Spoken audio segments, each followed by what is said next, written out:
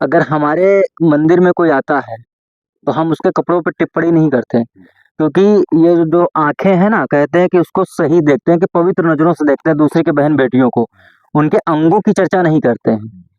लेकिन अभी पूर्व मुख्यमंत्री की पत्नी चली गई, उनकी पीठ खुली हुई, तो एक मौलाना है, वो टीवी डिबेट में बोल रहे हैं, अपने बयान दे रहे हैं, कह रहे तो नंगी शब्द का प्रयोग उन्होंने कर दिया कि उनकी पीठ पूरी नंगी थी। ये आपको लगता है कि हमारे धर्म का मजाक बनाकर, और हमारे जो बहू बेटियां हैं उनका कहीं ना कहीं अपमान है ये? देखो, एक बात है, धर्म की धर्म की व्याख्या, धर्म की परिभाषा बड़ी विस्तृत है। धर्म क्या है, जी। यह आपको सनातन को समझने से लगेगा।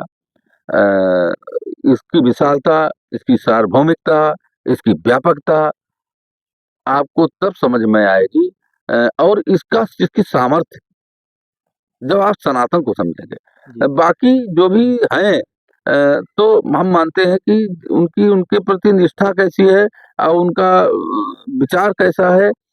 हम तो खजुराहो और आदि के मंदिरों में भी जाकर के हमारे यहाँ अंदर वासना का उद्भव नहीं होता, क्योंकि हम देव मंदिर में जाते हैं। इसके साथ साथ जो अन्य ये राजनीति से प्रेरित होकर के, जब धर्म राजनीति से प्रेरित हो जाएगा जी। तब उसको हर जगह कालिमा नजर आएगी, नंगापन नजर आएगा।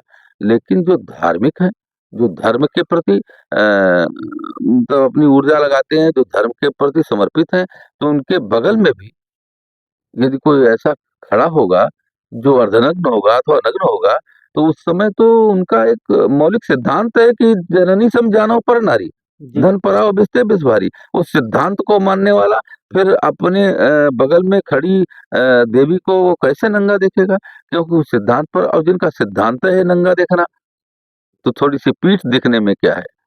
वो तो थोड़ी-सी उँगली दिखने में नंगा दिखने लगेंगे, इसीलिए पूरे शरीर को ढकते हैं कि जी। भाई कहीं कुछ दिखा ना जाए तो हमको नंगा दिख जाए।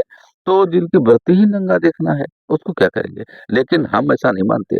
हमारा धर्म बड़ा ही सार्वभौमिक धर्म है, इसमें विरोध कुछ है ही नहीं। मैं आपको जी। बताऊँ जी। सामान्य सी बात, सनातन में कितनी परिपाटियाँ हैं, कितनी नियमावलियाँ हैं, कितने पंथ हैं। कभी-कभी एक दूसरे के विरोधी पंथ होते हैं। हाँ। एक अघोरी रुद्राक्ष पहनता है, जो रुद्राक्ष को तो मदिरा मांस आदि खा करके उसी रुद्राक्ष को श्रद्धा के साथ पहनता है, जी। और एक सन्यासी फल-फूल खा करके उसी रुद्राक्ष को पहनता है।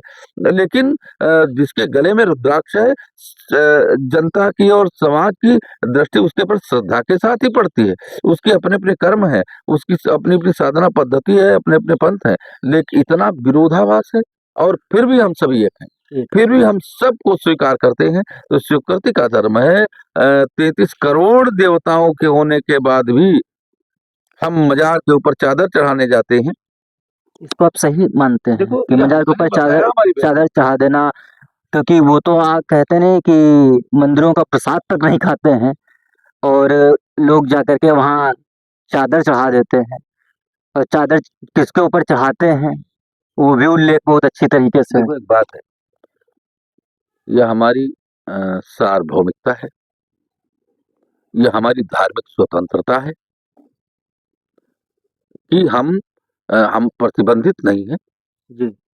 और यह हमारी सार्वभौमिकता है कि और हमारा स्वभाव है। जो हिंदू ऐसा करते हैं, क्या उचित है? मैं वही बता रहा हूँ। हिंदू जो करते हैं, उचित अनुचित का इसमें प्रश्न नहीं है, उनके स्वभाव का प्रश्न है। हमारी सनातन का स्वभाव है कि किसी भी पंथ को, ईश्वर को तक पहुँचाने वाले किसी भी साधन को हम साधन मानते हैं। हम नहीं कहते कि ला इलाहा इल्लल्लाह केवल हमारा ही ईश्वर केवल पूजने योग्य है, हैं?